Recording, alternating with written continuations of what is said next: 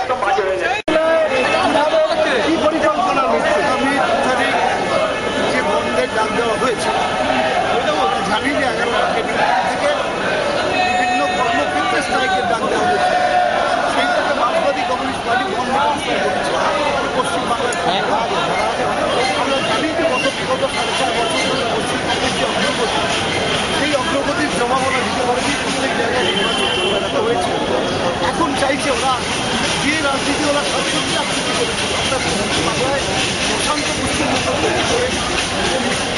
পশ্চিমবাংলার অগ্রগতি প্রশান্ত করে দিয়ে ওরা পশ্চিমবাংলার মানুষের কাছে আবার আমরা দেখছিলাম যে ওরা মানে হিংসার রাজনীতি করেছে।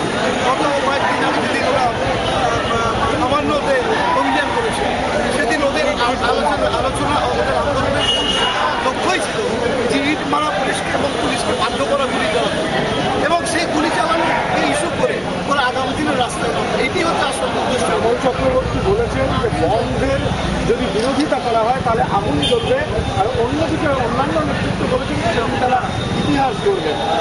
এই ইতিহাস করার আমরা তো জানি, পশ্চিমবাংলায় 5 দেখেছি, 68 দেখেছি, 69, 70, 71 অব্দি আমরা দেখেছি। ওরা যেমন ক্ষমতায় ছিল সেটাও দেখেছি। বন্ধা রাজনীতিতে পশ্চিমবঙ্গ বিশ্বাস করে না। মমতা বন্দ্যোপাধ্যায় বারবার আবেদন করাতে আজকে পশ্চিমবাংলায় ধর্মঘটজনিত কারণে সম্মতিবাদের সংখ্যা বৃদ্ধি হয়েছে। আমরা সেইটাই চাইছি যে বাংলার উন্নয়ন স্তব্ধ না হয়।